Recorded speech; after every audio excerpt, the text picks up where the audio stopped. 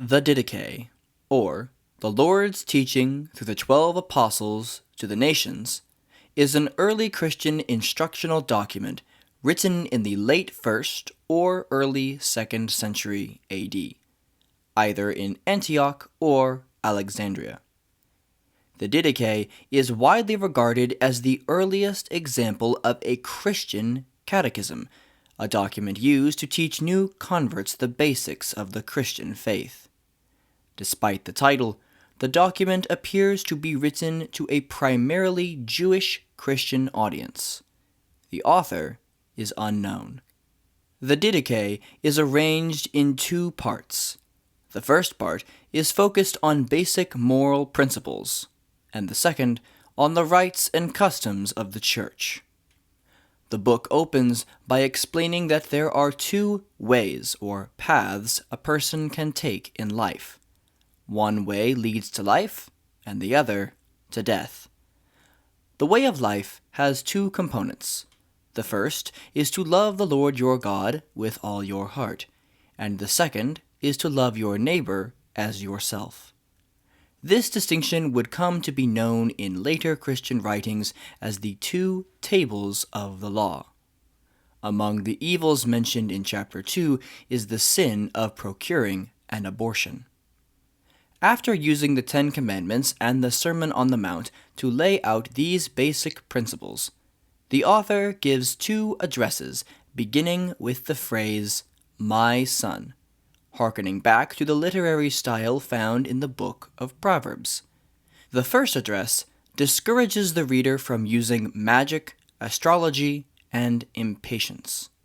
The second address beseeches the reader to honor their pastors, be generous, and for masters and slaves to treat one another with dignity and respect. The way of death consists of breaking God's commandments.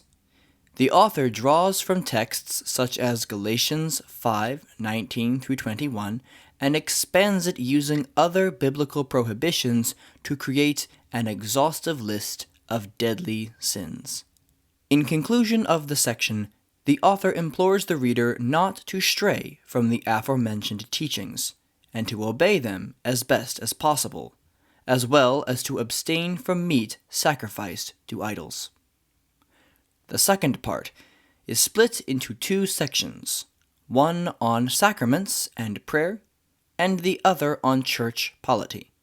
After an inquirer has learned and accepted the basic teachings of the Christian faith, the next step is to be baptized. The author of the Didache recommends new converts fast for 2 days and be baptized on the third day, likely to coincide with how Jesus was dead for 2 days and rose on the third day.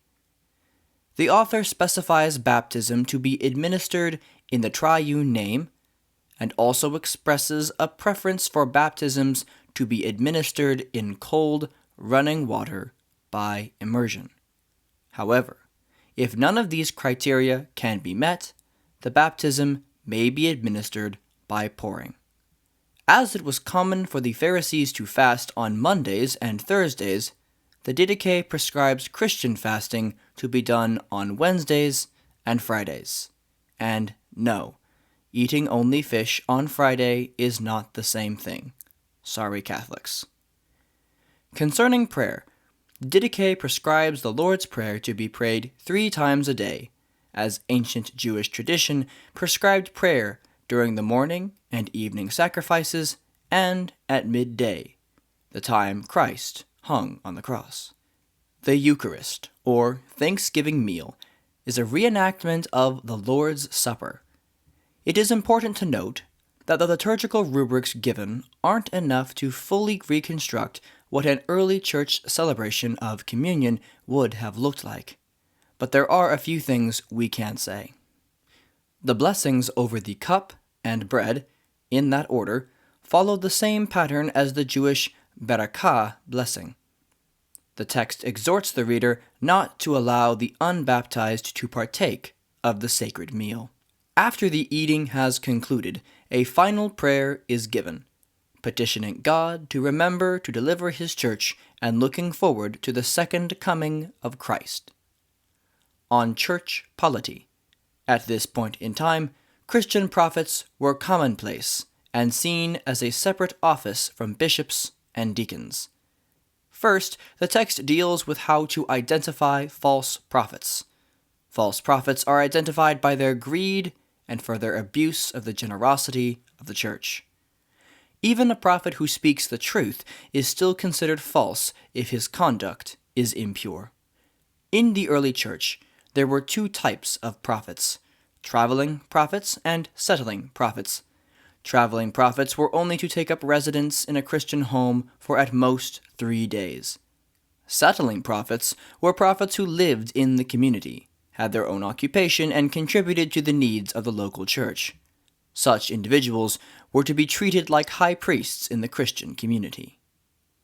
Next, the author urges Christians not to come to church and commune together until any unresolved quarrels have been dealt with, arguing that to do otherwise would be to offer to God an impure sacrifice. As a final matter of church polity, the text instructs Christian churches to elect their own bishops, or overseers, and deacons, or servants. Interestingly, the author ascribes the same authority and honor to these church offices as to the prophets themselves. As honored as the prophets were, they do seem to be less essential to the church than the bishop or deacon was. There is no mention of any other church office, nor any information about ordination rites at this point in church history. The book concludes with a summary of Christian prophecy regarding the second coming of Christ and a final warning to beware false prophets. Taken as a whole, the Didache does very little to expand on Old and New Testament texts, but rather applies the teachings found in the Gospels and epistles to the early Christians, giving us a peek into some of the prayers and practices they were accustomed to using. The main takeaway is clear: fear God and keep His commandments, for He is coming. Amen.